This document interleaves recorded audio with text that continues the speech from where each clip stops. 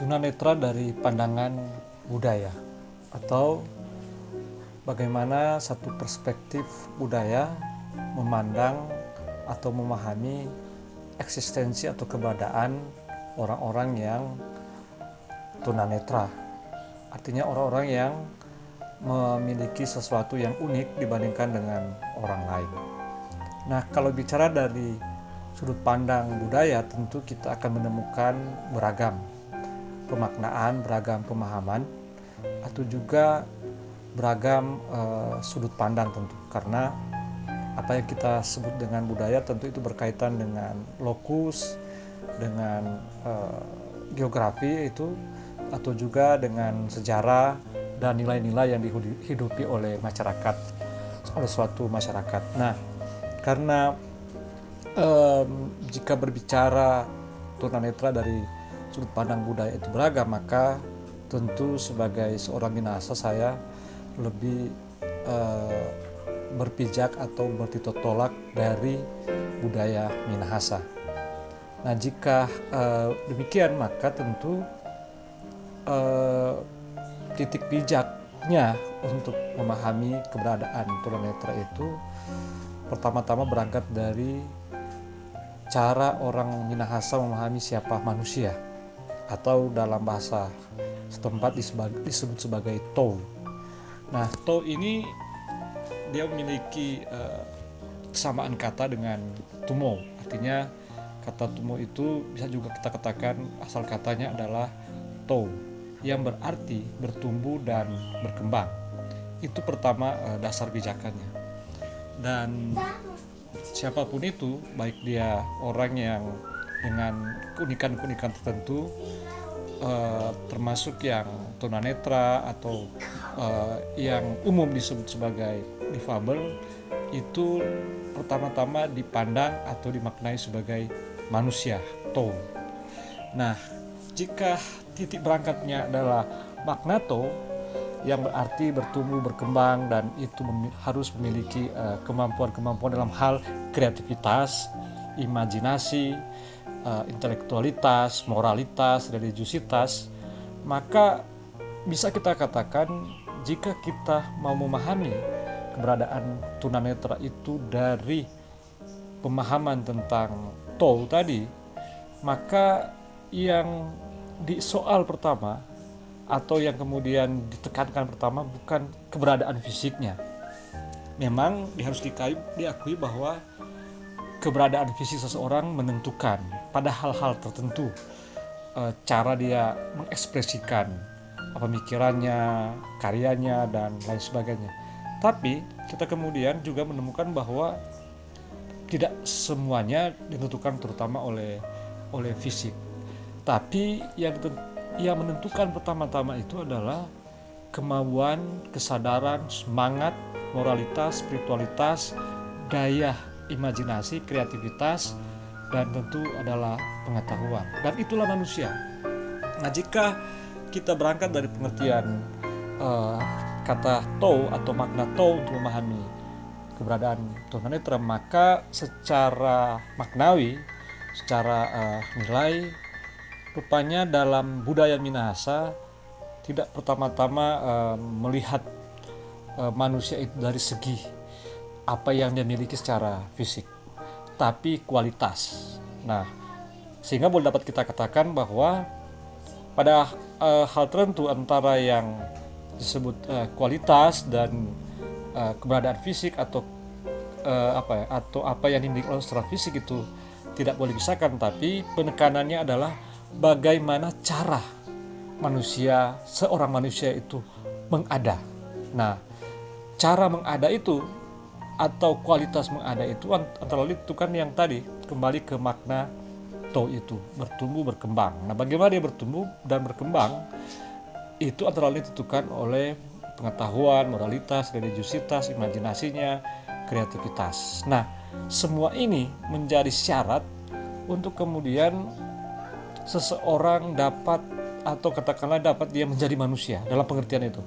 Meskipun dia lahir sudah manusia, tapi dari perspektif kebudayaan, maka seseorang itu untuk kemudian dia menjadi utuh manusia, tidak terutama hanya karena dia memiliki fisik sebagai manusia, bisa bernafas, bisa melakukan hal-hal yang lain, tapi terutama adalah bagaimana dia mengembangkan apa yang semua dia miliki itu, kurang atau lebih yang dimiliki itu kemudian dia kembangkan. Nah, tentu karena kemudian kita juga harus kembali ke makna tou atau makna manusia sebagai yang bertumbuh dan berkembang, maka pada setiap diri manusia, pada setiap manusia itu oleh makna tadi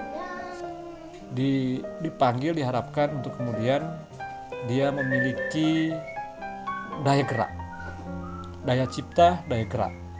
Dia menggerakkan dirinya sendiri, tapi juga dia kemudian mulai menggerakkan komunitas, orang lain, masyarakat, dan lebih luas dimanapun dia berada. Nah, poin pertama bahwa dalam hal eksistensi keberadaan tunanetra dari perspektif budaya Minahasa yang menentukan semua itu adalah kualitas dari si manusia itu. Nah, berikut dalam praktek budaya Minahasa kaitan dengan keberadaan tunanetra. Tentu dimanapun, seperti yang ada dimanapun, orang-orang yang terlahir dengan keberadaan seperti tunanetra, tunawicara dan lain sebagainya itu ada di mana saja. Nah, agak sulit memang untuk kemudian mendeskripsikan, menjelaskan bagaimana praktek masyarakat Minahasa kaitan dengan keberadaan 5 ribuannya 4 sama 10 tunanetra misalnya, karena sejarahnya sudah panjang. Tapi sejauh yang saya alami, amati di masyarakat, tentu berkaitan dengan panjang waktu hidup saya di kampung tertentu, tentu kita kemudian menemukan ada keluarga yang memiliki anak tunanetra. Tapi di Motole misalnya, tempat saya remaja, pemuda, dan kemudian kembang dan sekarang masih sampai sekarang terhubung, ada keluarga-keluarga yang memiliki anak tunanetra. Tapi yang saya lihat bahwa penerimaan mulai dari keluarga lalu masyarakat. Memang ada kasus-kasus tertentu mungkin ada penolakan dari keluarga karena dia berharap anaknya itu lahir secara normal dalam pikiran masyarakat pada umumnya, tapi kemudian dia menemukan suatu waktu anaknya mengalami tunanetra. Tapi pada perkembangan kemudian yang saya ikuti dan saya amati, justru penerimaan itu terjadi dalam proses. Selain bahwa keluarga itu harus menerima kenyataan, tapi juga kemudian dia mendapat dukungan dari masyarakat.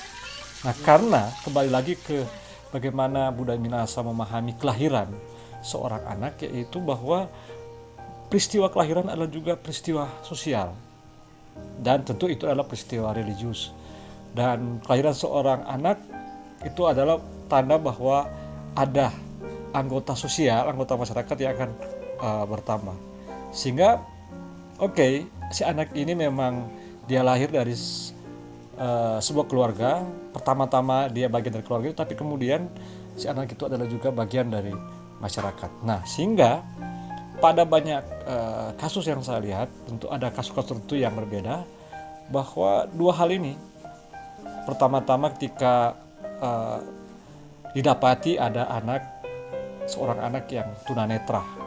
Nah, keluarganya mulai dari penolakan, tidak menerima karena dia berharap yang tentu seperti hanya bayangkan normal itu, dalam pengertiannya yang normal itu. Tapi kemudian karena kelahiran anak dan perkembangan anak itu juga menjadi bagian dari masyarakat, maka yang menentukan berikut adalah masyarakat itu.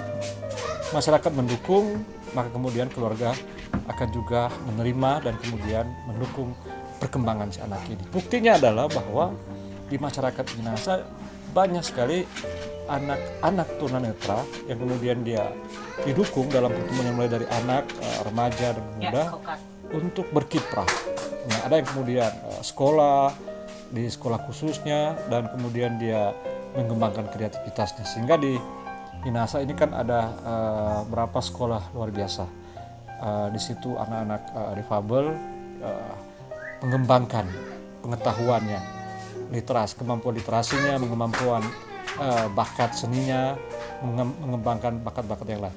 Itu artinya bahwa ada dukungan dari masyarakat.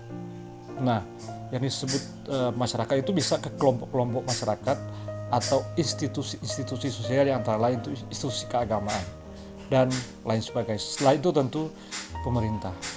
Nah, sehingga bisa dikatakan bahwa dalam budaya Minahasa, seorang anak tunanetra itu adalah bagian dari masyarakat, bagian dari perkembangan kehidupannya, yang tentu pertama-tama dia membutuhkan dukungan dari keluarga dan masyarakat, tapi setelah itu karena kemudian dia disekolahkan dan yang diberi hak untuk berkembang, maka yang paling menentukan untuk kelanjutan perkembangan kehidupan dari seorang tunanetra ini adalah dirinya sendiri, yaitu dengan mengembangkan kemampuan-kemampuan yang dia miliki. Dan faktanya banyak sekali kemampuan yang dimiliki oleh seorang tunanetra tidak dimiliki oleh orang-orang kebanyakan. Dan kita melihat, dan saya kira ini jadi pengalaman bersama, bahwa dalam hal inilah mereka kemudian diapresiasi, dihargai, dihormati. Dan artinya dia kemudian dengan mengembangkan apa yang dia miliki, dia menjadi bagian dari masyarakat itu. Dan yang luar biasa, saya kira tidak banyak sekali tunanetra yang kemudian harus berjuang keras untuk mengembangkan kemampuannya dalam rangka dia untuk menyatakan, untuk menegaskan, untuk kemudian mengupayakan kehidupannya diterima oleh banyak orang. Nah, ini yang soal siapa yang menerima, siapa yang diterima. Tapi bahwa kita harus akui pada umumnya ada dalam pemikiran masyarakat kita bahwa seorang tunanetra itu memiliki kekurangan-kekurangan tertentu sehingga kemudian harus menjadi ukuran dari banyak orang.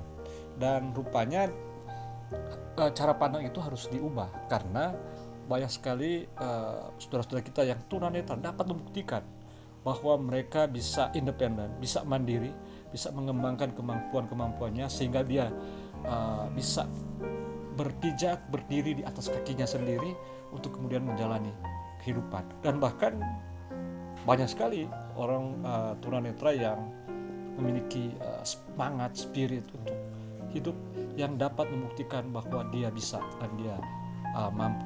Ini saya kira salah satu juga poin untuk kemudian terus diwacanakan, untuk terus digaungkan pada masyarakat kita, bahwa siapapun dia, manusia itu harus menjadi bagian dari kehidupan bersama.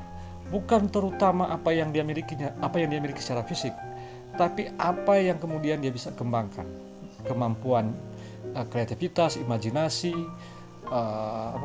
ilmu pengetahuan, moralitas, religiositas, itu yang paling menentukan. Dan sehingga boleh dikatakan para tunanetra yang dapat kemudian menegaskan, dapat mengupayakan, dapat menunjukkan kemampuan-kemampuan itu adalah kritik bagi masyarakat kita yang saya kira boleh kita katakan sering menilai secara dikotomis eksistensi seorang, bahwa seringkali dinilai hanya karena keberadaan fisiknya. Tapi kehadiran tunanetra dalam masyarakat yang kemudian dia bisa membuktikan bahwa dirinya mampu untuk berdiri kaki sendiri adalah kritik bahwa yang disebut manusia tidak terutama apa yang dia miliki secara fisik, tapi apa yang dia miliki secara religiositas, secara religi, secara moral, secara intelektual, secara kemampuan kreativitas dan imajinasi. Saya kira demikian.